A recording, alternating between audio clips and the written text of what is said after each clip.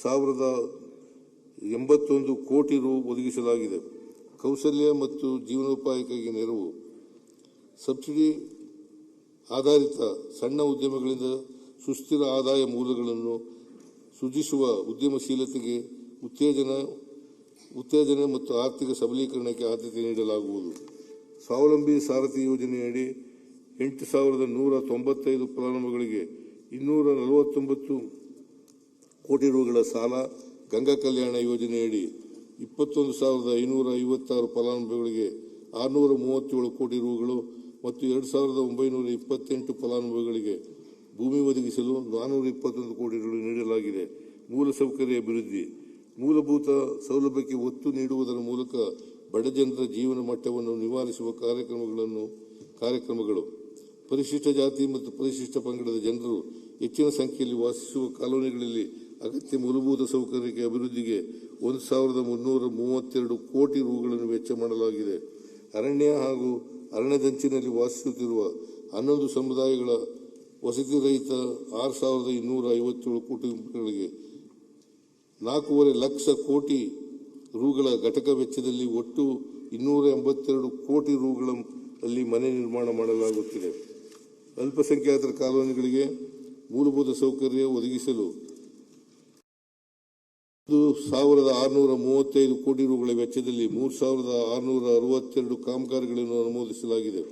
ಸಮಾಜ ಕಲ್ಯಾಣ, ಪರಿಶಿಷ್ಟ ಪಂಗಡ, ಹಿಂದುಳಿದ ವರ್ಗ ಮತ್ತು ಅಲ್ಪಸಂಖ್ಯಾತರ ಇಲಾಖೆಗಳಲ್ಲಿ 1,650 ಸಮುದಾಯ ಭವನ, ವಾಲ್ಮೀಕಿ ಭವನ, ಶಾದಿ ಮಹಲ್ಗಳ ನಿರ್ಮಾಣಕ್ಕಾಗಿ 822 ಕೋಟಿ ರುಗಳ ಮಂಜೂರು ಮಾಡಿ 732 ಕೋಟಿ ರುಗಳನ್ನು ವೆಚ್ಚ ಮಾಡಲಾಗಿದೆ. ನಾಯಕತ್ವ ಮತ್ತು ಪ್ರಾತಿನಿಧ್ಯ, ನೀತಿ ನಿರೂಪಣೆ ಹಾಗೂ ಅನುಷ್ಠಾನದಲ್ಲಿ ಹಿಂದುಳಿದವರಿಗೆ ಸೂಕ್ತ ಪ್ರಾತಿನಿಧ್ಯತೆಯನ್ನು ಕಲ್ಪಿಸುವುದು. ಒಟ್ಟು 26,821 ವಿದ್ಯಾರ್ಥಿಗಳಿಗೆ ಸರ್ಕಾರಿ ಉದ್ಯೋಗ, ಸ್ಪರ್ಧಾತ್ಮಕ ಪರೀಕ್ಷೆ ಹಾಗೂ ಕೌಶಲ್ಯಾಭಿವೃದ್ಧಿಗೆ ತರಬೇತಿಯನ್ನು ನೀಡಲು 841 ಕೋಟಿ ರುಗಳ ವೆಚ್ಚ ಮಾಡಲಾಗಿದೆ.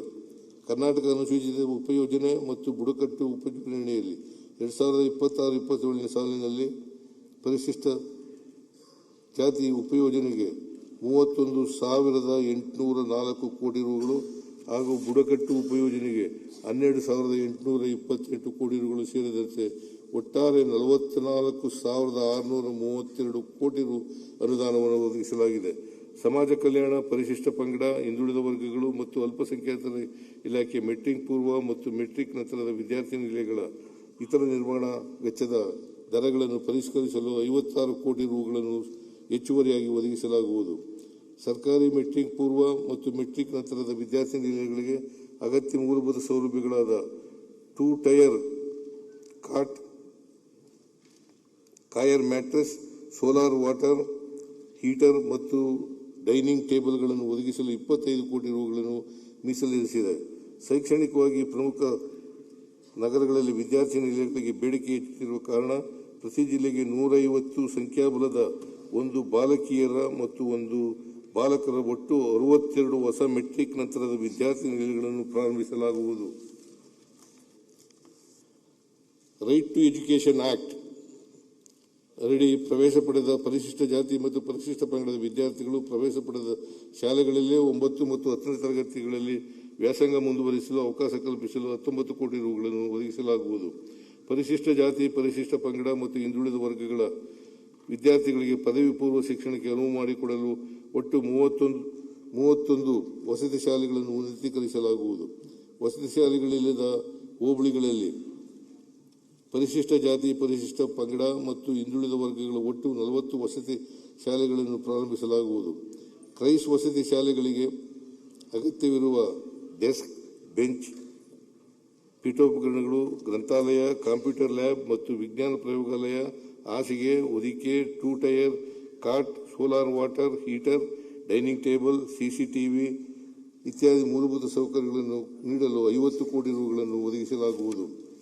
ಪರಿಶಿಷ್ಟ ಜಾತಿ 20, ಪರಿಶಿಷ್ಟ ಪಂಗಡದ 5 ಮತ್ತು ಹಿಂದುಳಿದ ವರ್ಗಗಳ 5 ವಸತಿ ಶಾಲೆಗಳು ಸೇರಿದಂತೆ ನಿವೇಶನ ಲಭ್ಯವಿರುವ ಒಟ್ಟು 30 ಕ್ರೈಸ್ ವಸತಿ ಶಾಲೆಗಳಿಗೆ 22 ಕೋಟಿ ರು ಘಟಕ ವೆಚ್ಚದಲ್ಲಿ ಒಟ್ಟಾರೆ 660 ಕೋಟಿ ರು ವೆಚ್ಚದಲ್ಲಿ ಸ್ವಂತ ಕಟ್ಟಡಗಳನ್ನು ನಿರ್ಮಾಣ ಮಾಡಲಾಗುವುದು. ರಾಜ್ಯದಲ್ಲಿ ಕಾರ್ಯನಿರ್ವಹಿಸುತ್ತಿರುವ ಪರಿಶಿಷ್ಟ ಜಾತಿಯ 2, ಪರಿಶಿಷ್ಟ ಪಂಗಡದ 1, ಹಿಂದುಳಿದ ವರ್ಗಗಳ 1 ಸೇರಿದಂತೆ ಒಟ್ಟು 4 ಕ್ರೈಸ್ಟ್ ವಸತಿ ಶಾಲೆಗಳನ್ನು ಕೆಸಿಇಟಿ, ನೀಟ್ ಪರೀಕ್ಷೆಗಳಿಗೆ ಗುಣಮಟ್ಟದ ತರಬೇತಿ ನೀಡಲು ಸೆಂಟರ್ ಆಫ್ ಎಕ್ಸಲೆನ್ಸ್ ಗಳನ್ನಾಗಿ ಉನ್ನತೀಕರಿಸಲಾಗುವುದು. ಈ ಶಾಲೆಗಳಿಗೆ ಪ್ರತ್ಯೇಕವಾದ ಪ್ರವೇಶ ಪರೀಕ್ಷೆಯ ಮೂಲಕ ಪ್ರತಿಭಾವಂತ ವಿದ್ಯಾರ್ಥಿಗಳನ್ನು ಆಯ್ಕೆ ಮಾಡಲಾಗುವುದು. ಇದಕ್ಕಾಗಿ 5 ಕೋಟಿ ರುಗಳನ್ನು ಒದಗಿಸಲಾಗುವುದು. ನಮ್ಮ ಸರ್ಕಾರವು ವಸತಿ ನಿಲಯ ಮತ್ತು ವಸತಿ ಶಾಲೆಗಳಲ್ಲಿ ಗುಣಮಟ್ಟದ ಆಹಾರ ಪೂರೈಸಲು ಪ್ರಾಯೋಗಿಕವಾಗಿ 50 ಮೆಟ್ರಿಕ್ ನಂತರದ ವಿದ್ಯಾರ್ಥಿ ನಿಲಯಗಳಲ್ಲಿ ಅಲ್ಲಿನ ವಿದ್ಯಾರ್ಥಿಗಳ ಮುಂದಾಳತ್ವದಲ್ಲಿ ಮೆಸ್ ಸಮಿತಿಯೊಂದನ್ನು ರಚಿಸಲಾಗುವುದು.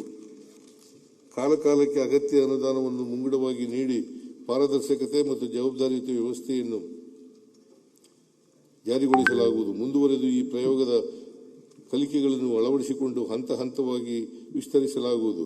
ಸಮಾಜ ಕಲ್ಯಾಣ, ಪರಿಶಿಷ್ಟ ಪಂಗಡಗಳ, ಹಿಂದುಳಿದ ವರ್ಗಗಳ ಮತ್ತು ಅಲ್ಪಸಂಖ್ಯಾತ ಕಲ್ಯಾಣ ಇಲಾಖೆಗಳಿಂದ 6,562 ವಸತಿ ನಿಲಯಗಳಲ್ಲಿ ಮತ್ತು ವಸತಿ ಶಾಲೆಗಳಲ್ಲಿ ಪ್ರಸ್ತುತ 8,50,000 ನಿಲಯಾರ್ಥಿಗಳಿದ್ದು, ಇವುಗಳ ನಿರ್ವಹಣೆಯಲ್ಲಿ ಸುಧಾರಣೆ ತರಲು ಒಂದು ಉನ್ನತ ಮಟ್ಟದ ಸಮಿತಿಯನ್ನು ರಚಿಸಲಾಗುವುದು.